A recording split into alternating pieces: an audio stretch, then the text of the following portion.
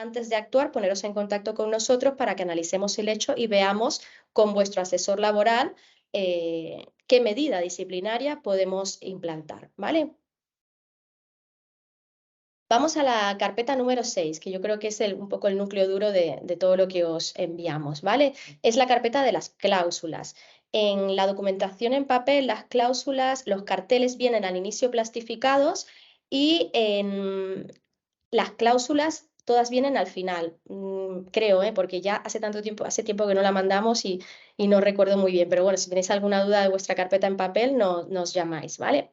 Vale, entonces en la carpeta cláusula, ¿qué vais a encontrar? Pues vais a encontrar cuando la abrís, aquí os he puesto unos ejemplos de cláusulas informativas. Podéis encontrar, pues no sé, 2 documentos o 35, dependiendo de la actividad que tengáis en la farmacia. Tenemos cláusulas modelo en Umbra de farmacia para aburrir, porque hay mucha diversidad entre la actividad que realiza una farmacia y otra. Hay farmacias que se limitan únicamente a la dispensación y otras que realizan 10 tipos de atención farmacéutica, ¿vale? Entonces, lo que tiene que quedar claro es que aquí hay cláusulas informativas y cláusulas de consentimiento. Para todo lo que sea una actividad de atención farmacéutica, que luego lo vamos a ver al final, ejemplos en las preguntas frecuentes, para toda la actividad de atención farmacéutica es necesario un consentimiento y los consentimientos tienen que ser por escrito o acreditables en tablet o de alguna manera que podamos probar que hemos recabado es el consentimiento, ¿vale? Aquí veis, por ejemplo, cláusula para sesión de imagen, pues me imagino que sea un caso en el que, pues no lo sé, hemos hecho un concurso y queremos publicar las fotos o un sorteo y queremos publicar la foto del ganador en las redes sociales, o quizás la sesión de imagen también puede referirse a que ponemos fotos de los clientes en la página web opinando sobre el servicio de la farmacia. Esto está genial. Pero la empresa de marketing es muy marketing y a veces nos llama la atención sobre esto, oye, pide el consentimiento para la foto. Entonces, el consentimiento lo damos nosotros, ¿vale? Por eso si vais a hacer algún tipo de actividad de este tipo, preguntadnos. Eh, Consentimiento para atención farmacéutica, las típicas coletillas que tenéis que poner en la firma de los mails, cláusulas para fidelización, ortopedia, sorteos sin foto, SPDs, o sea, en fin, en esta carpeta vais a encontrar todo. Si realizáis alguna actividad de atención farmacéutica y no ves que haya ninguna cláusula relacionada con esto, por favor contactadnos a ver si es que no nos habéis dado bien la información o no la hemos entendido. También enviamos en estos casos el consentimiento para la perforación del lóbulo porque muchas veces lo hacéis y no nos lo contáis, ¿no? Pero bueno, aquí, sobre todo cuando es el caso de menores, tenemos que conservar también datos, ¿no? Por el tema de los consentimientos. Y bueno, los carteles informativos. Vais a recibir 2 carteles o 1, dependiendo de la actividad, ¿no? Los carteles, además de mandarlos en esta carpeta, es que se me había pasado deciros que aunque os mandamos un mail con el link para que accedáis a todo esto, también os mandamos una carpeta en papel con el típico formato corporativo de Umbra, donde hay documentos seleccionados en formato papel, por ejemplo, los carteles, ¿vale? Que lo normal es que vayan plastificados, ¿vale? Si la plastificadora está funcionando bien, pues lo mandamos plastificados, ¿vale? Y bueno, una carta de presentación y algunas cosillas más, ¿vale? Siempre la carpeta por email llega y a su vez, más o menos paralelamente en el tiempo, debe llegar la otra carpeta, la digital y la de papel. Bueno, los carteles informativos, que si bien van en esta cláusula, también van plastificados en papel, son de videovigilancia y de protección de datos. Videovigilancia, si nos habéis dicho que tenéis cámaras, ¿vale? En cuyo caso las imágenes captadas por la cámara son datos. Entonces no tenemos que pedir el consentimiento para esto, pero sí tenemos que colocar carteles informativos. ¿Dónde? Pues en el acceso a las instalaciones, es decir, si la farmacia es pequeña y tiene un acceso, un solo cartel en el acceso sería suficiente. Si la farmacia es grande, tiene varias puertas, pues una en cada puerta. Luego, si el espacio dentro de atención al cliente es grande, pues y tenemos varias cámaras, pues ponemos más de un cartel. Sin saturar, pero que quede claro que queremos dejar clara que somos transparentes, ¿vale? En cuanto a la videovigilancia, bueno, tened en cuenta que si tenéis una empresa de mantenimiento de la videovigilancia que puede acceder a las imágenes, tenéis que firmar el contrato de encargado de tratamiento porque son empresas encargadas de tratamiento, ¿vale? Hay algunas grandes, o sea, más así como Securitas o tal, que en lugar de firmar el contrato que le manda el farmacéutico, que es una entidad pequeña, pues mandan su propio contrato. Pero no lo firméis hasta que no lo revisemos nosotros, porque a veces Securitas, por ejemplo, en lugar de mandar el contrato de encargado de tratamiento, manda pues el documento que firma con personas físicas, y no es lo mismo poner una cámara en una casa que poner una cámara en una farmacia, que es un establecimiento mercantil, aunque no sea una sociedad, aunque sea un autónomo, ¿vale? Entonces nos lo mandáis y lo revisamos. En cuanto a las cámaras, que no se me vayan cosillas, pero bueno, creo que en las preguntas frecuentes lo volvemos a comentar. Hemos dicho que no se puede grabar la voz. Lo de colocar la pantalla que reproduce en tiempo real las imágenes de cara al público, eso tampoco es nada recomendable.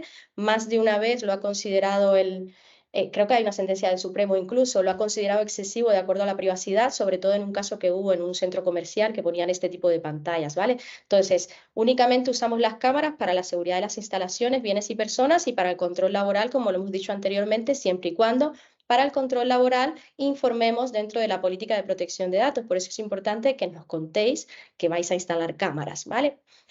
Eso en cuanto a la videovigilancia. El otro cartel que os mandamos, que este sí lo reciben todos nuestros clientes, tengan o no cámaras, es un cartel de información sobre protección de datos. ¿Y por qué es importante?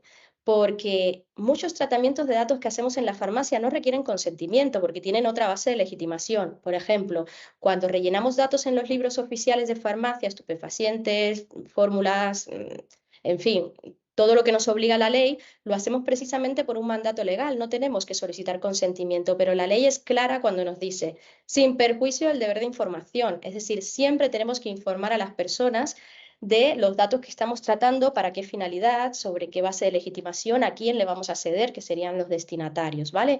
Y bueno, una serie de requisitos. Entonces, este cartel nos lo mandamos porque queremos aquí presumir de protección de datos, es que es importante. O ponéis el cartel, y si no lo queréis poner, porque alguna farmacia me ha dicho alguna vez, es que acabamos de hacer unas reformas, es que estoy llena de carteles. Y bueno, ¿y yo qué hago? O sea, la opción es o colocas el cartel o das la información de manera individual a cada persona, y esto puede ser muy tedioso, engorroso para el día a día. Entonces, la opción del cartel es muy sencilla. Nosotros lo mandamos con este formato, pero os lo mandamos también dentro de la carpeta, con lo cual podéis poner vuestro logo, modificarlo si queréis, siempre y cuando el texto no lo toquéis, salvo que habléis con nosotros, ¿vale? Entonces, en este cartel, pues si me lo ponéis detrás de una columna, a mí no, eso no me lo va a validar una inspección, que me pasó hace años, ¿vale? Es decir, ya tiene una letra pequeña, aunque yo os lo mando más grande. Entonces, poned uno o dos, si tenéis varias zonas de atención al cliente, que tengo farmacias grandes que tienen como varios puestos y lo tienen allí escondido, entonces cuando lo vemos es como, esto no me vale. ¿Vale? Entonces, si ya vamos a cumplir y lo tenemos que poner, pues vamos a hacerlo bien para que realmente pueda valernos en caso de necesitar una defensa jurídica. ¿Vale? Bueno, ahora vamos a ver dentro de la misma carpeta un par de cosillas que me parecen significativas, ¿vale? Ya os he hablado de que para los diferentes tipos de atención farmacéutica es necesario el consentimiento. Si bien os he dicho que en casos, por ejemplo, de recogida de datos, porque nos obliga la ley a apuntarlos en los libros recetarios y estupefacientes, para eso no es necesario el consentimiento. Con el cartel informativo es suficiente. Pero tenemos otros casos que, si bien la ley establece que el farmacéutico puede realizar esa función, no os obliga a realizar, por ejemplo, asesoramiento dermocosmético, asesoramiento nutricional, sistema personalizado de dosificación. Todos estos servicios, lo sabéis mejor que yo porque yo no soy farmacéutica, pero todos estos servicios requieren un consentimiento, ¿vale? Al menos por la parte de protección de datos, eso seguro. Hay farmacias que tienen muchos servicios, con lo cual nos parecía un poco excesivo darle 10 cláusulas separadas. Entonces hemos confeccionado un modelo que os mandamos siempre, que es el consentimiento informado para atención farmacéutica, que aquí os lo muestro, en el que nosotros ponemos una serie de casillas y el cliente pues firmará y marcará aquel servicio de su preferencia. Es un documento que normalmente os va editable, o sea que si queréis quitar algún servicio e incluir alguno lo podéis hacer, pero también nos lo podéis pedir a nosotros, que lo hacemos desde la oficina y os lo volvemos a mandar, ¿vale? Aquí nosotros hemos puesto lo que creemos que se hace un poco más, pero vamos, si tenéis alguna actividad, nos la comentáis y lo incluimos, ¿vale? Es importante que se rellene en el consentimiento el dato del paciente y el representante legal para el caso de que sea un menor. Hay programas informáticos que contienen modelos similares a este. Algunos no me preocupan porque los modelos los hemos visto y son bastante parecidos, de hecho casi idénticos a nuestro modelo. Pero si vais a usar un modelo que no sea el que os hemos dado nosotros, lo mejor es que nos lo mandéis, lo revisemos y os podamos garantizar que es un modelo que cumple con la protección de datos, ¿vale? Luego, también en esta cláusula, perdón, en esta carpeta os damos un contrato para firmar con las residencias de mayores. Aunque es un contrato, no es la típica relación de encargado de tratamiento, por eso no está en la carpeta de encargados de tratamiento.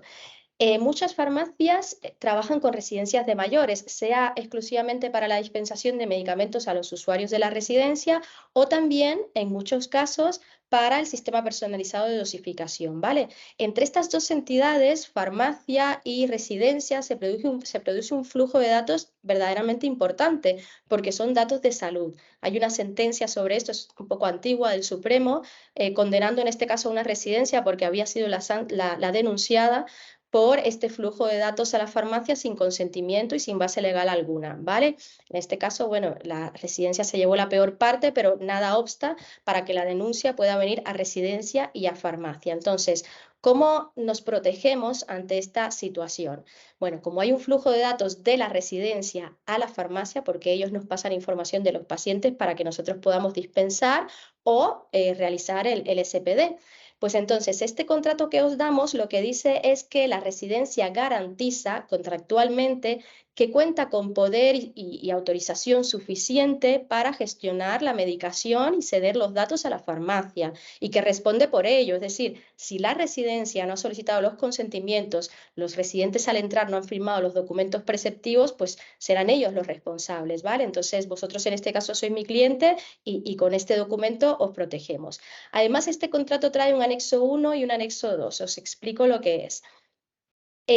Como la farmacia tiene que solicitar consentimiento para el SPD y generalmente no tiene contacto directo con los pacientes de la residencia, pues lo que le decimos en este contrato a la residencia es que además, para el caso de que se solicite el servicio de SPD, pues la residencia se compromete a recabar la firma de los pacientes o sus representantes legales, porque sabemos que en las residencias o estos centros generalmente pues hay personas que no tienen capacidad jurídica para tomar decisiones y demás, ¿vale? Entonces le decimos a la residencia que se comprometa a devolvernos los consentimientos para el SPD, ¿vale? Si solamente se realiza dispensación, es un modelo informativo y sería el anexo 1. Si además hay SPDs, pues la residencia se comprometería con el anexo 2, ¿vale?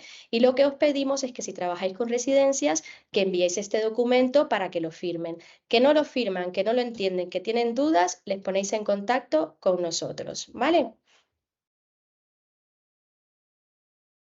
Y bueno, vamos a la parte que a mí me parece de verdad la más interesante, que son las preguntas frecuentes. Os he explicado las carpetas más importantes, solo me queda, bueno, la auditoría, pero la auditoría al final lo que tenéis que hacer es revisarla, no es muy larga. Si son clientes a los que se le manda un informe, revisad fundamentalmente, si no os da tiempo a todo, por favor, las recomendaciones, ¿vale? De todas maneras, ya sabéis lo que hay que hacer, entonces si la auditoría os corresponde dentro de poco, tenéis a lo mejor un margen pequeñito o más grande para prepararos, porque lo que os vamos a preguntar en la auditoría es todo esto. Vamos a preguntar si habéis firmado los contratos de encargado de tratamiento y os vamos a decir que nos lo mandéis por email, ¿vale?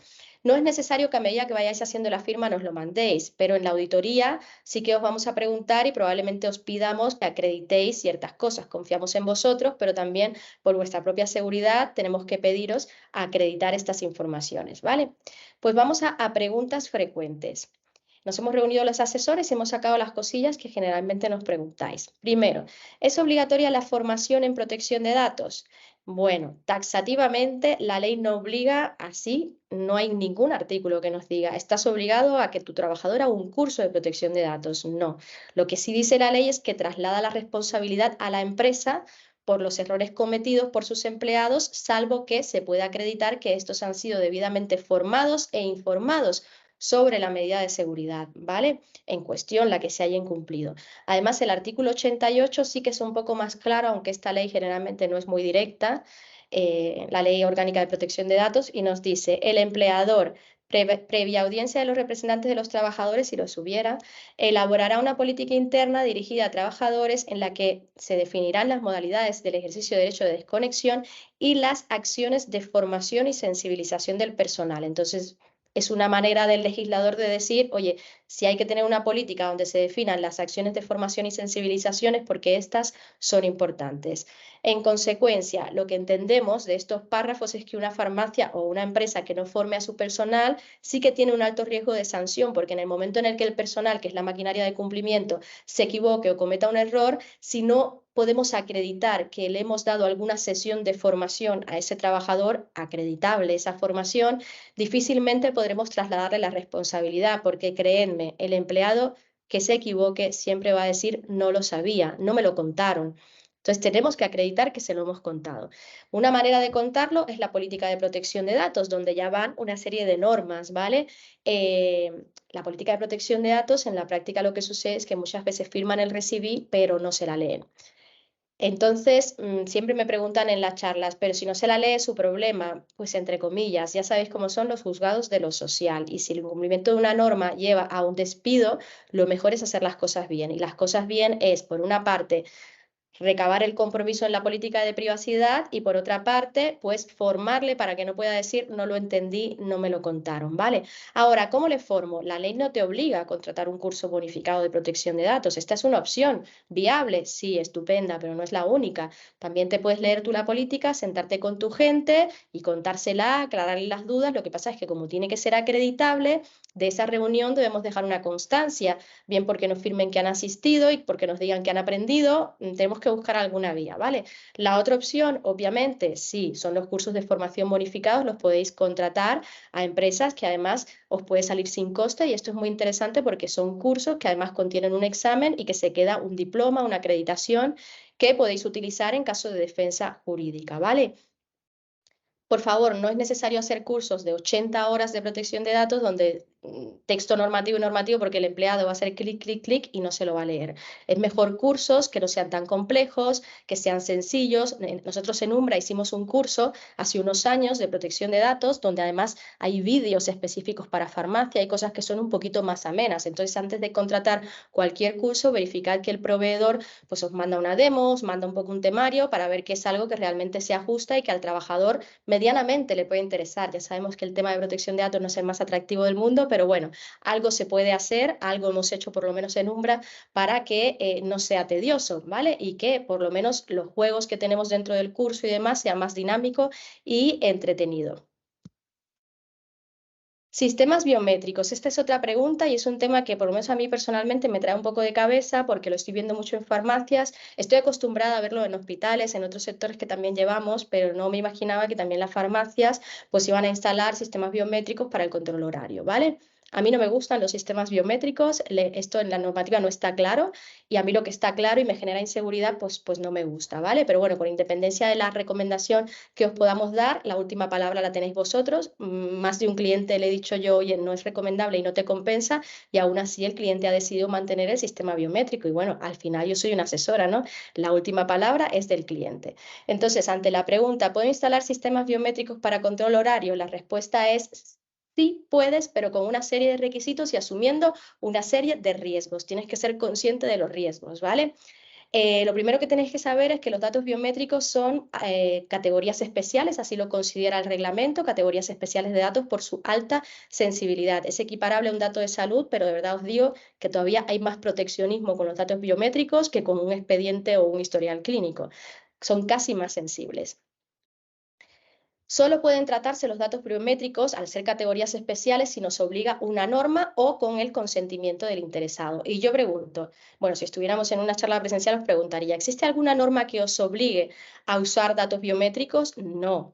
Existe una norma que obliga al control horario, al control laboral de jornada, pero no te dice que lo realices con datos biométricos. Si no existieran otras vías menos invasivas a la privacidad, podríamos entenderlo y defenderlo, pero al existir unas vías menos invasivas, nos gusten más o nos gusten menos, pues es poco justificable este argumento. Entonces, no nos obliga ninguna ley, ¿vale? Con lo cual, esta no puede ser la base de legitimación para decir que hemos implantado el sistema biométrico porque imagínate, la ley me obliga. No, esto es incierto, ¿vale? Entonces, la otra opción que me queda es realizarlo o implantarlo con el consentimiento del interesado, ¿vale?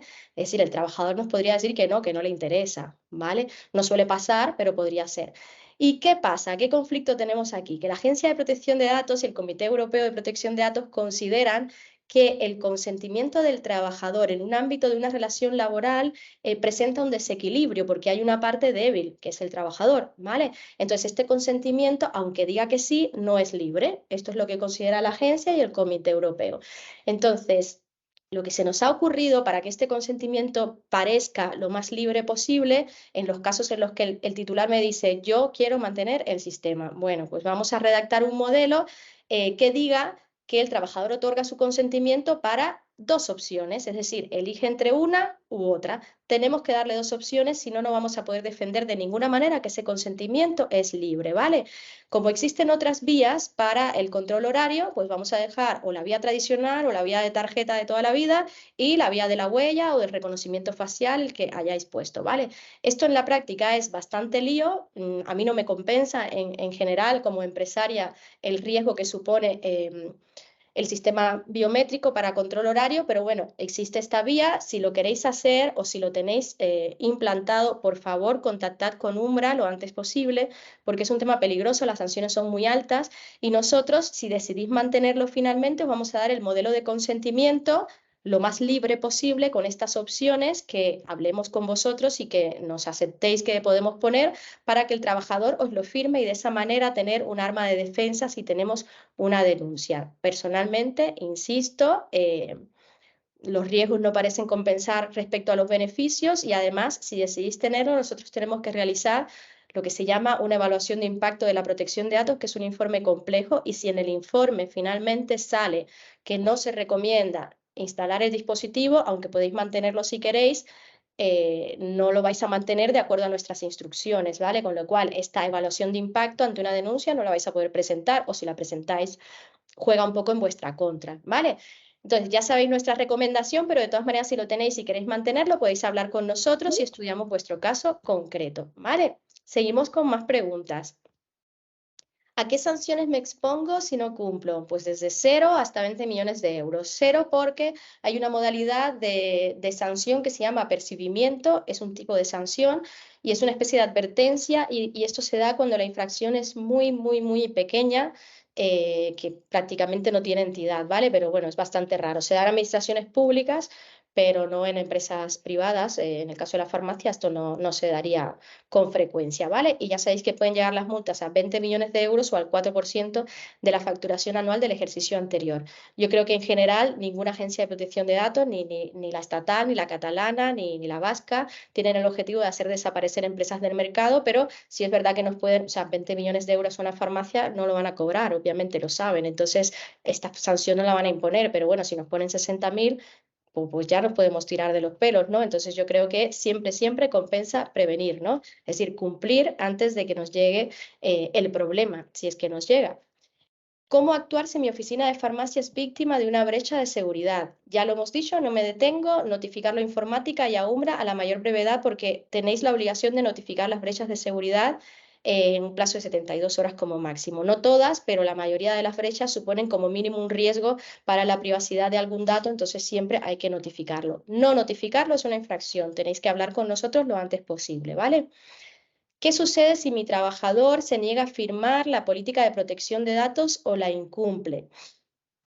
Bueno, la política de protección de datos contiene unas normas y tanto incumplir las normas internas como negarse a firmar la política puede ser considerado un acto de desobediencia y si es reiterado además puede ser causa de despido. No vayáis a despedir a nadie por esto, es decir, primero hablad con nosotros, ¿vale? Y con el asesor laboral. Si es de Umbra, estupendo porque nos reunimos todos, departamento laboral, pero si no, pues yo me reúno con vuestro departamento laboral, ¿vale?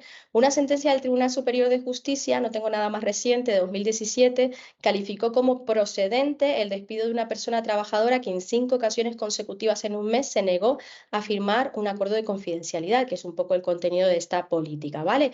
Siempre y cuando la confidencialidad sea importante para la actividad, y en vuestro caso, obviamente, esto aplica porque es importante, ¿vale?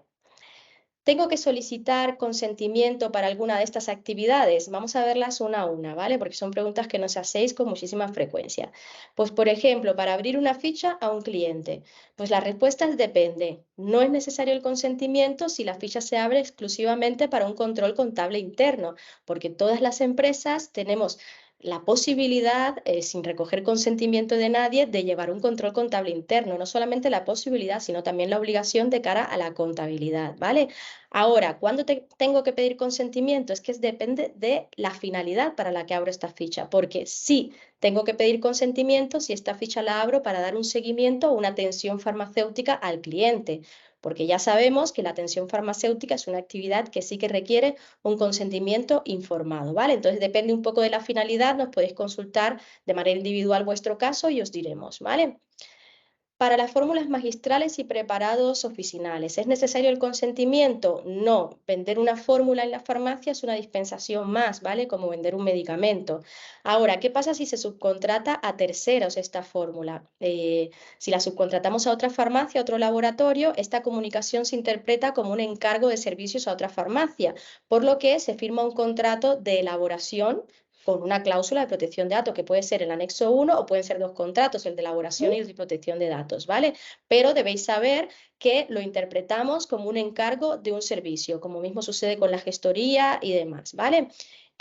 ¿Por qué lo interpretamos así? Entre otras cosas porque la Ley de Garantía y Uso Racional del Medicamento establece que las oficinas de farmacia que no dispongan de los medios necesarios, excepcionalmente, podrán encomendar a una entidad autorizada.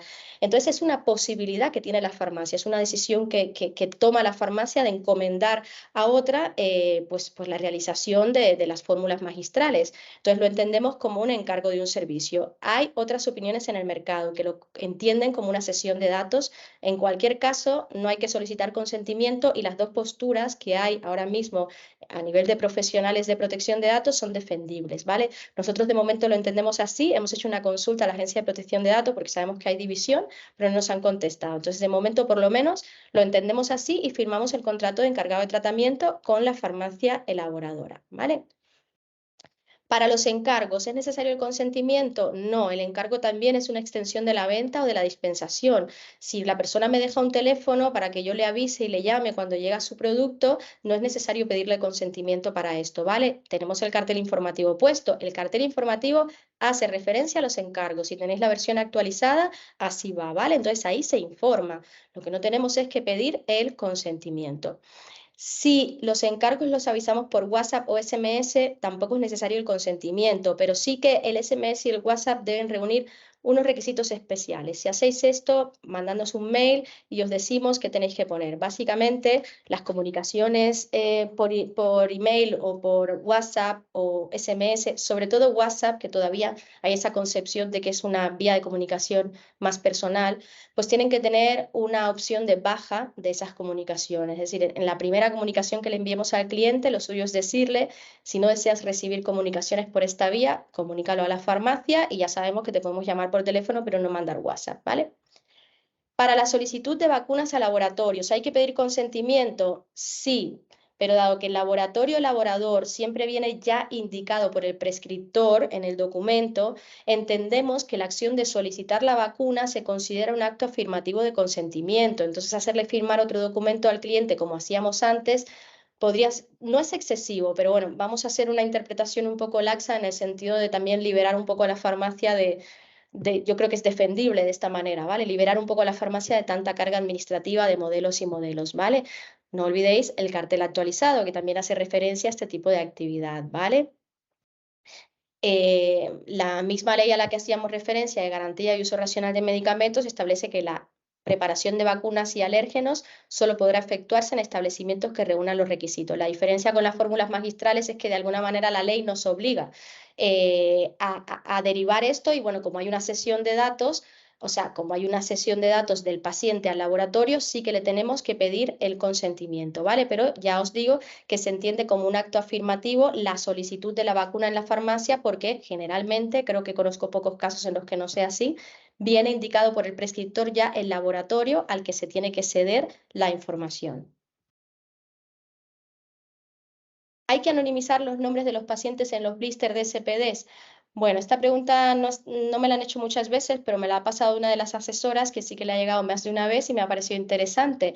Lo cierto es que si la ley establece normas de etiquetado indicando que se debe indicar el nombre del paciente, no puedes anonimizarlo, ¿vale? Entonces, he encontrado normativas de algunas comunidades autónomas, incluso, habría que revisar el caso en concreto, pero incluso de acuerdos, comunidades autónomas que han establecido acuerdos con la Agencia Española de Medicamentos, han creado un PNT, un procedimiento normalizado para SPD, que da incluso los modelos de etiqueta, y en los modelos de etiqueta se ve claramente que hay que poner el nombre del paciente, ¿vale? Entonces habría que ver el caso en concreto. Si no hay nada que lo prohíba, lo podríamos y deberíamos anonimizarlo, pero lo normal es que se debe identificar al paciente en los blisters de SPDs, ¿vale? En el etiquetado. Necesito consentimiento para registrar la TIS de cliente. Registrarla me refiero a los ordenadores. Bueno, os contesto. No es un tema de consentimiento o no consentimiento, es un tema de prohibición. Tal y como establece el Real Decreto de Receta Médica y órdenes de dispensación, en el artículo 11 nos dice: esta información, refiriéndose a la información del paciente en general, solo será accesible desde la oficina de farmacia a efectos de dispensación. Residirá de forma permanente en los sistemas de receta electrónica gestionados por las administraciones sanitarias y no podrá ser almacenada en los repositorios o servidores ajenos a esto, o sea, en la farmacia.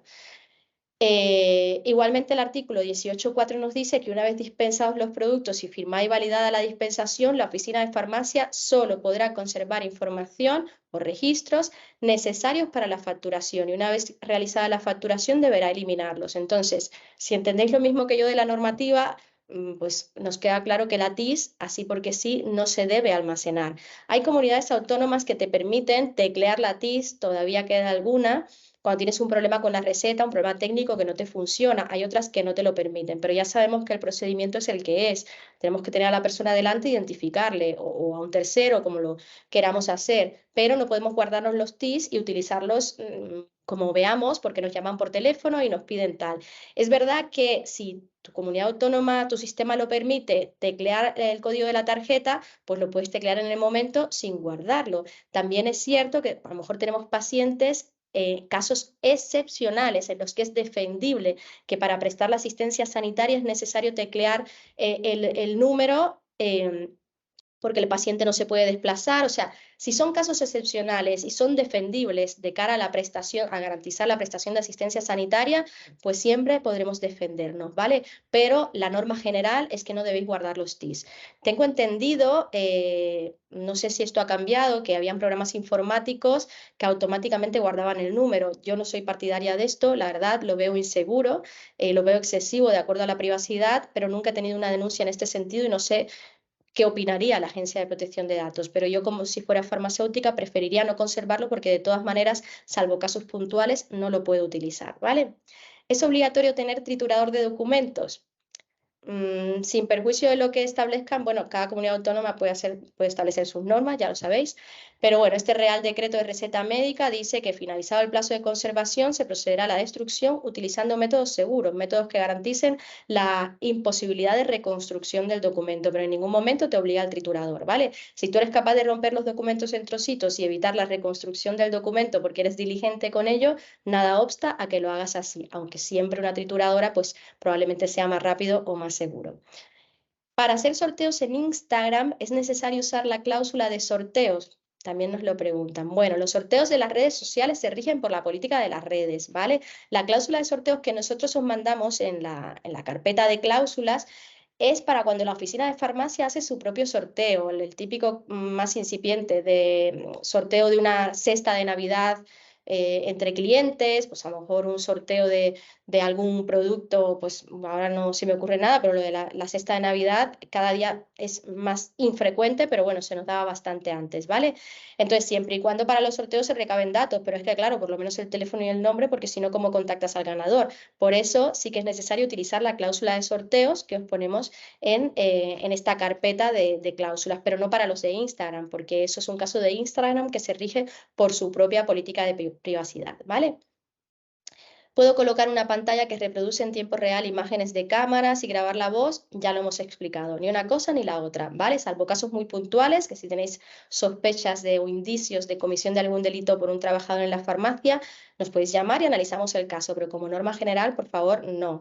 Las cámaras además se tienen que colocar en las áreas comunes, no en zonas de descanso, cerca de baños, donde comemos, donde tal. En estas zonas no se pueden colocar porque esto también se puede considerar invasivo a la privacidad de los trabajadores. Bueno, esto es lo que tenía preparado para hoy. Yo de verdad espero que os haya sido muy útil. Aquí tenéis el correo de Umbra, ¿vale? Cualquier correo que con independencia del correo de legal@umbraconsulting y jurídico@umbraconsulting, que son de los asesores, cualquier correo que nos llegue con cualquier consulta, de verdad vamos a intentar ayudaros en todo. Tenéis que mantener una comunicación fluida con nosotros. Si no nos contáis las cosas que suceden en la farmacia, no os podemos proteger.